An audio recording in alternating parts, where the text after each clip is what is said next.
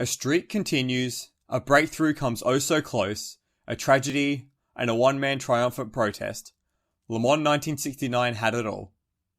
Coming at the crossroads of the Group 6 and Group 4 divide, the 1969 Le Mans saw the collide of the existing powerhouse of the Ford Motor Company and the new regime of Porsche.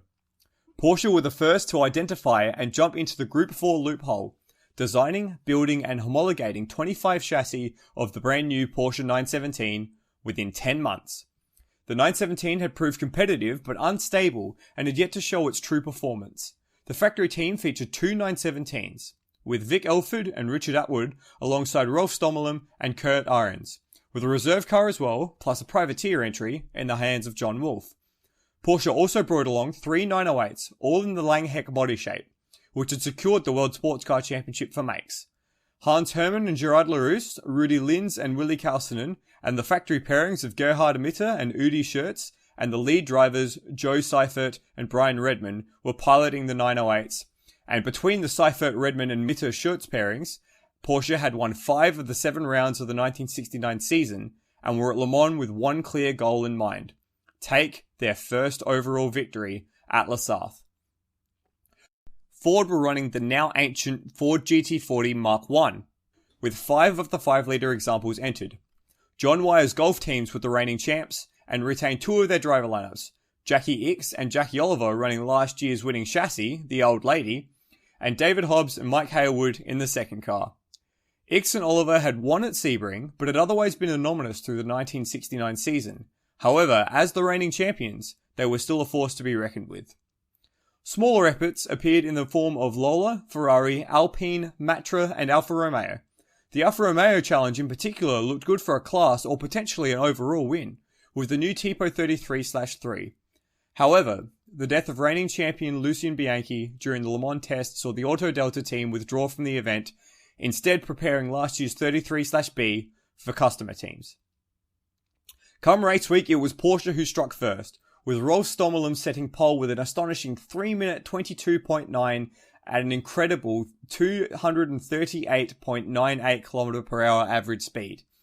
The lap was faster than the best lap 2 years prior, before the creation of the Ford chicane. Porsche held 6 of the top 8 positions on the grid, with Ferrari's 312P holding 5th and 7th. An overcast but dry day greeted the 400,000 fans ahead of the start of the race, which started with the traditional Le Mans start at 3 p.m. In the middle of it all, a one-man protest took centre stage. While the rest of the field ran to their cars to begin the race, Jackie Ickx, driving the number 6 Ford GT40, very deliberately walked across to his machine, secured the door, safely fastened his belts, and was the last car to depart to start the race.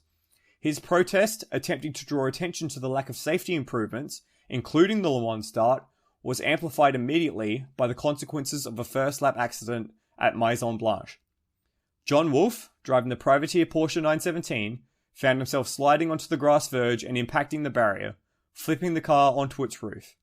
As it happened, Wolfe had not fastened his seatbelts and was thrown from the wreckage, succumbing to his injuries on his way to hospital. The Porsche's fuel tank became lodged under Chris Amon's Ferrari and burst into flame, destroying the Ferrari 312P.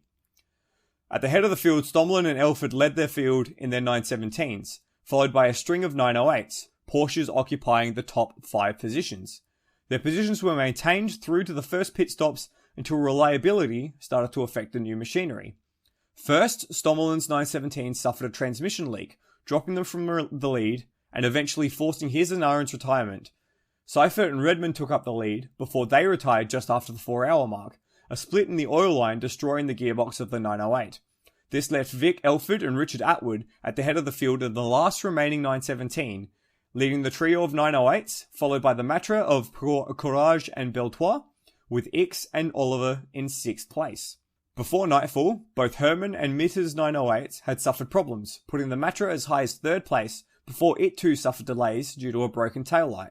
The Porsches led the way during the night, with Elford and Atwood holding a 5-lap advantage over both Schertz and Mitre and Lines and Carlson's 908s at the halfway point, with a pair of John Wyer Fords 3 laps further back and Hermann and Larousse on the recovery drive from 12th position.